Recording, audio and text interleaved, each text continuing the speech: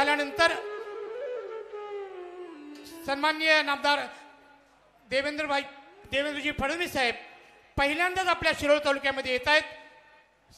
सन्माननीय या तालुक्याचे लोकप्रिय आमदार राजेंद्र पाटील यड्रावकर साहेब, माजी आमदार प्रकाशअण्णा आवाडे, माजी खासदार राजू शेट्टी साहेब, सन्माननीय नामदार हसन मुश्रीफ साहेब, सन्माननीय नामदार आबिटकर साहेब, सन्माननीय सर्वच आमदार महोदय आणि मान्यवर पाहुण्यांच्या उपस्थितीत या ठिकाणी उपाधी प्रदान करण्यात येऊन त्यांचा यथोचित सन्मान या ठिकाणी आता संपन्न झालेला आहे।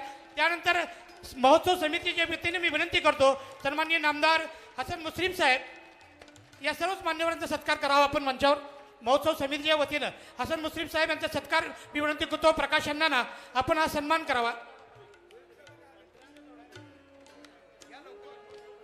मुश्रीफ साहेब यांचा सत्कार प्रकाश अण्णा करतील आणि आबिटकर साहेबांचा राजेंद्र पाटील यड्रावकर साहेब करतील। जाऊ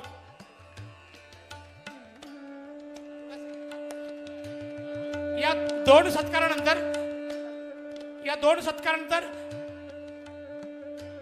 माजी आमदार सन्माननीय प्रकाशअण्णा आवाडे आपलं मनोगत व्यक्त करतील। या दोन मुख्य सत्कारानंतर या ठिकाणी माजी खासदार राजू शेट्टी साहेब सकल जैन समाजाच्या वतीनं मुख्यमंत्री महोदयांना एक निवेदन देत आहेत।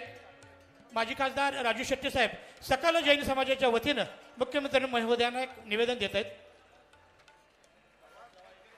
या दोन मुख्य सत्कारानंतर मी विनंती करतो प्रकाशअण्णा आवाडे यांना, दादा आवाडे यांना ना की त्यांनी आपलं मनोगत व्यक्त करावं।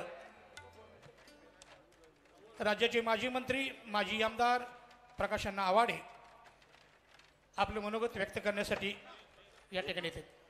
आपल्या सगळ्यांच्या वतीनं, कारण ही सभा म्हणजे महाराष्ट्र आणि कर्नाटकातील जैन समाजाची धर्मसभा असं म्हटलं तर काय वावगं ठरणार नाही।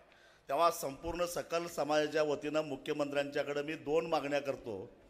एक तर महाराष्ट्र आणि कर्नाटकातील 750हून अधिक गावांना धार्मिक अधिष्ठान देणारं नेतृत्व करणारं ही नांदणी हे मठ आहे। या मठाला आमच्या सगळ्यांच्या प्रयत्नामुळे ब वर्ग तीर्थक्षेत्राचा दर्जा मिळालेला आहे। मुख्यमंत्री महोदयांना विनंती करतो की त्याला अ वर्गाचा दर्जा द्यावा।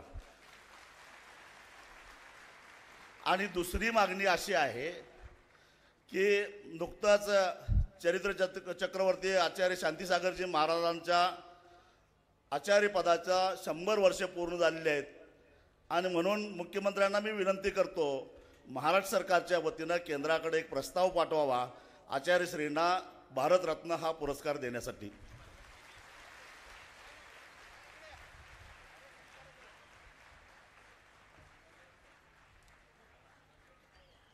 यानंतर माजी मंत्री माजी आमदार प्रकाशअण्णा आवाडे साहेब।